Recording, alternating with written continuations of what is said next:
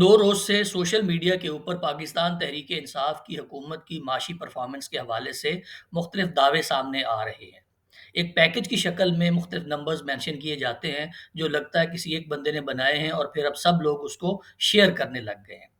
इसी तनाज़ुर में ये शहबाज़ गिल साहब की ट्वीट है जिसमें उन्होंने बताया कि खान साहब ने खज़ाने में 22 अरब डॉलर छोड़े हैं।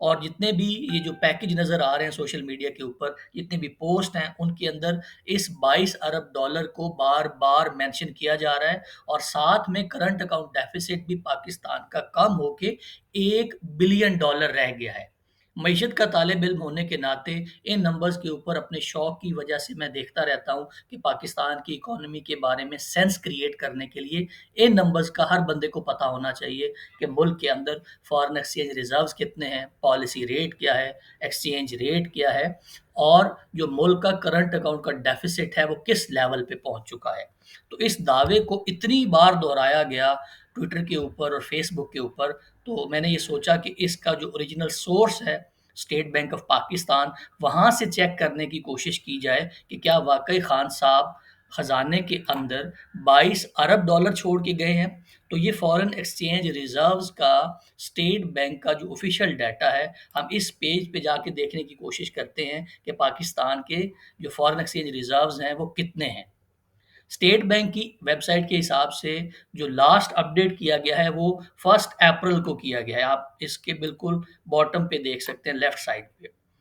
तो 1 अप्रैल को जो खजाने के अंदर डॉलर्स पड़े हुए थे, वो 11 बिलियन डॉलर हैं। तो 11,319 मिलियन का मतलब है कि 11 बिलियन डॉलर हैं और 1 अप्रैल तक अभी खान साहब की हुकूमत मौजूद थी। तो पहली बात तो ये है कि जो फॉरेन एक्सचेंज रिजर्व्स के हवाले से शहबाज गिल ने भी ट्वीट किया है, उसके अलावा पीटीआई के और लोग भी हैं, फारूक हबीब ने भी इसी के ऊपर ट्वीट किया और सोशल मीडिया के ऊपर जो कैंपेन चल रही है पाकिस्तान तहरीक-ए-इंसाफ की हुकूमत की इकोनॉमिक परफॉर्मेंस को लेके, उसमें ये बहुत ही ब्लेटेंट है और बिल्कुल वाज़ेह और नंगा झूठ बोलने की कोशिश की जा रही है। इस बात में ईमानदारी का तकाज़ा ये है कि हम नून लीग के दौर का भी नंबर देख लें, वो बहुत ही कम था, वो तकरीबन 7 बिलियन डॉलर छोड़ के गए थे। 2018-19 का जो मालियाती साल ख़त्म हुआ था और करंट अकाउंट डेफ़िसिट उस वक़्त पाकिस्तान की तारीख़ का सबसे बड़ा करंट अकाउंट डेफ़िसिट था। तो 7 बिलियन डॉलर भी कम थे और 11 बिलियन डॉलर भी कम हैं, लेकिन ये 11 बिलियन डॉलर किस तरह 20 बिलियन डॉलर बन रहे हैं, इसकी समझ मुझे नहीं आ रही। दूसरा दावा किया जा रहा है कि पाकिस्तान का जो करंट अकाउंट का डेफ़िसिट है, वो कम होके 1 बिलियन तक आ गया है। तो इसको भी देखने का तरीका ये है कि आप स्टेट बैंक की वेबसाइट के ऊपर जाके जो बैलेंस ऑफ पेमेंट की समरी होती है, उसको जाके आप चेक कर सकते हैं। तो यही मैंने खोली है इस वक़्त आपके सामने। तो जो करंट अकाउंट का डेफ़िसिट है, जो कि दिसंबर तक का डाटा कंपाइल्ड हुआ है, आखिरी क्वार्टर का डाटा अभी तक स्टेट बैंक ने इसको कंपाइल करके अपडेट नहीं किया, तो जो करंट अकाउंट डेफिसिट है पाकिस्तान का, वो इस वक़्त 12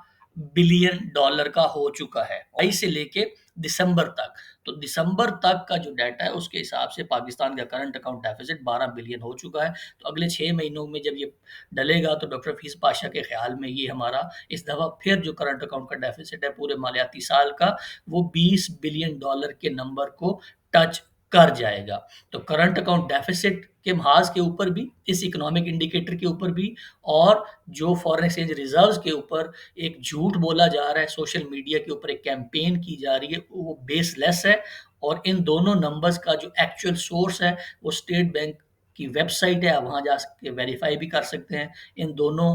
जो डाटा सोर्सेज़ हैं, इनका लिंक मैं डिस्क्रिप्शन में डाल दूँगा, आप खुद भी जाके देख सकते हैं। मुझे लगता ये है कि जैसे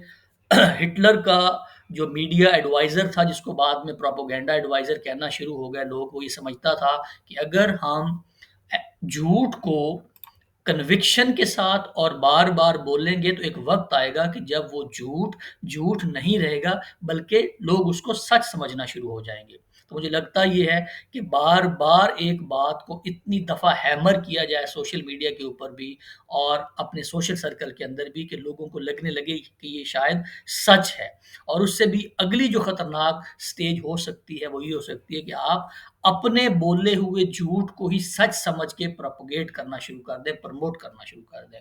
तो मुझे नहीं पता कि पाकिस्तान तहरीक-ए-इंसाफ के ये जो स्पोक्स पर्सन हैं, ये जो मीडिया को आके अब पाकिस्तान तहरीक-ए-इंसाफ को रिप्रेज़ेंट करते हैं, उनका मतम-ए-नज़र क्या है। लेकिन जो फ़ॉरेन एक्सचेंज रिज़र्व्स हैं और जो करंट अकाउंट का डेफ़िसिट है, इन दोनों की इकोनॉमिक इंडिकेटर्स का जो नंबर मीडिया के अंदर कोट किया जा रहा है, वो मिसलीडिंग है, वो गलत है। ज़िमनी तौर पे चूँकि मैंने अपनी गुज़श्ता वीडियो में भी डिफरेंट की इकोनॉमिक इंडिकेटर्स जो कि इकोनॉमिक स्टेबिलिटी को इंडिकेट करते हैं, उनका एक कंपैरिज़न दिया था। तो उन 5 इकोनॉमिक इंडिकेटर्स में 2 इकोनॉमिक इंडिकेटर्स आप मज़ीद अगर ऐड कर लेते हैं, फॉरेन एक्सचेंज रिज़र्व्स का और करंट अकाउंट डेफ़िसिट का, तो इन दोनों के ऊपर भी पाकिस्तान तहरीक-ए-इंसाफ अपने उस रिफ़ॉर्म एजेंडा के हवाले से, अपनी उस रिफ़ॉर्म इकोनॉमिक पॉलिसी के हवाले से उस तरह से परफ़ॉर्म नहीं कर पाई।